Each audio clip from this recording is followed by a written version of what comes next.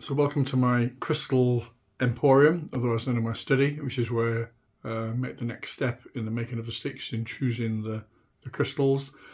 I've been collecting these crystals and gemstones and beads over the last 10 years or so. Got them colour coded as best I can, and each jar's named with the crystal it contains. These two rows here have the monthly birthstones. People like to see their birthstones embedded in a stick if it's a customised stick. Most people know what their birthstone is, but few people know that they have a birth wood as per Celtic tradition. I may talk more about that later. If we move down here, this is a tray of kind of pre-selection stones. It's a busy tray. Some beautiful stuff in there. You know, that's a painted piece of onyx with a bald eagle on it. And there's a lapis lazuli wolf. Then moving across here, we have the kind of pre-selection of stones. And I usually place them alongside the stick for a few days and just see if I think that's the best selection to actually carry the theme of the stick. It's sometimes good to have a couple of sticks on the go at any one time, because if I get stuck with one, I can maybe progress the other. Some beautiful stones here. These stones here have a water theme for a stick called Ocean Whispers. There's even some sea glass there, which we'll make a little medicine wheel with. And over here is the stick we're talking about, the Holy Stick Protection. And I believe that crystals add a bit of magic to the talking sticks. And as Einstein said, if you don't believe in magic or some sort of mystery, then you may as well be dead. The vibration of each crystal is absolutely unique and very, very stable due to the specific molecular structure and the way they're formed, which leads to a very consistent energetic frequency. So being a sound therapist, I really like crystals. There's a crystalline grid, as people call it, is the conduit for light and energy of the earth and all living things upon it, right down into the crystalline spirals within our own DNA.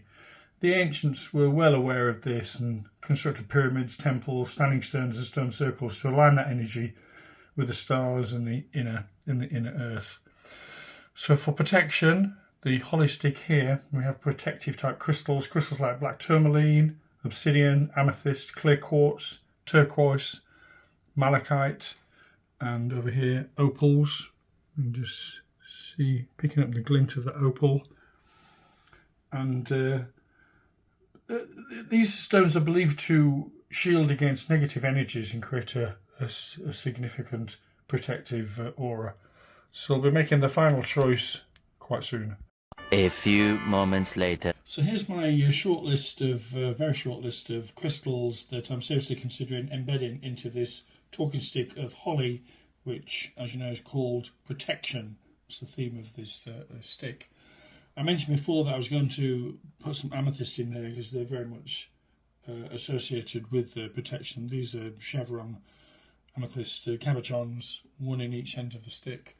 Purple amethyst has been really highly regarded throughout the ages for its stunning beauty and legendary powers to stimulate and soothe the mind and emotions.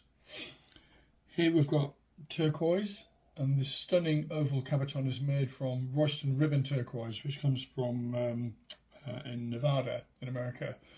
Now, turquoise has long been understood as a talisman for kings and shamans and warriors since time began.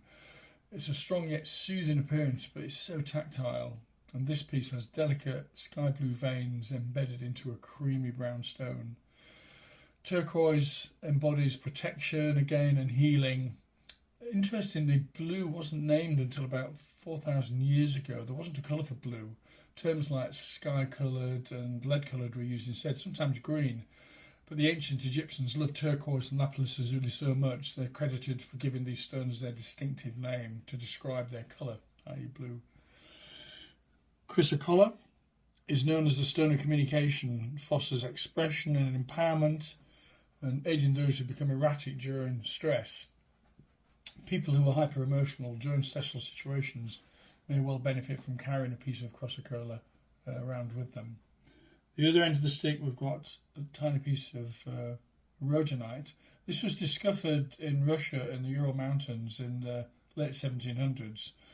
And rhodonite is associated with self-worth and emotional healing.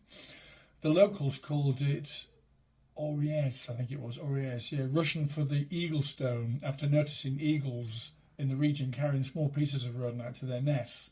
Soon after, locals kind of began doing the same thing by placing small pieces of the stone in their babies' cribs in the hope their children would grow big and strong and as free as the eagle.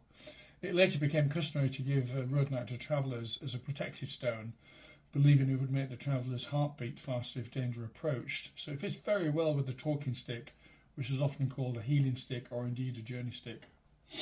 Here we have tourmalinated quartz, hard to say, beautiful to look at, clear tourmalinated quartz featuring threads of black tourmaline and originating from Brazil. It's said to purify energy, offers protection, again, and grounding, whilst promoting unity and positivity.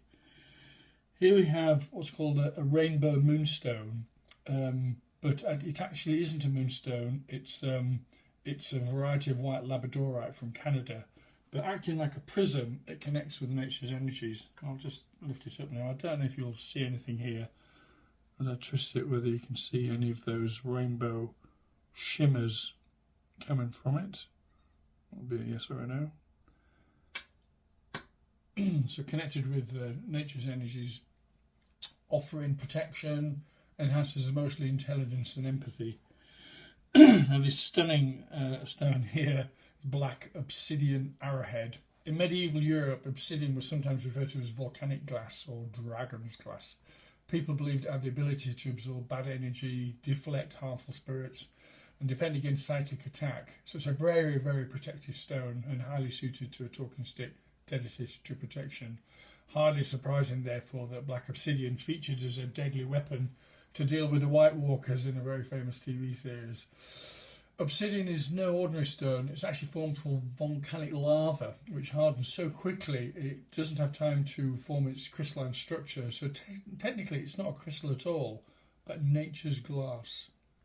The arrowhead shape has some meaning too. In many cultures, arrowheads symbolise protection, that word again, strength, focus and direction, stemming from their historical use as a hunting and warfare tools. The actual arrowhead we're going to use in this stick will be a bit smaller than this example. We have here carnelian agate, is a vibrant reddish-orange chalcedony symbolising warmth, life, strength and creativity. It too is seen as a protective stone that wards off negativity while promoting courage and emotional balance. Now, two crystals still under serious consideration are these here. And we've got amber. These two small pieces of Baltic amber are more than 50 million years old and contain inclusions which are unfortunate animals, in this case insects, sometimes plants, which become entombed in tree resin millions of years ago. As the resin slowly hardens over that time, it turns first into copal, which is young amber, and then into amber itself. I think it's just amazing how these little time machines give us a window into the past. It's very Jurassic. And then we have tiger's eye, a revered ancient crystal symbolising protection, courage and integrity, especially valued by the Romans and Egyptians for its divine vision and ability to deflect malice. Linked to the magical tiger, the king of beasts in Eastern mythology, tiger's eye portrayed courage, integrity and the right use of power. So I'll decide in the next episode whether to include amber and tiger's eye as I start to embed the crystals into the stick. So the next job will be choosing the position of these crystals, marking them out, and then cutting the depressions to set them. And I'll be going through that process next.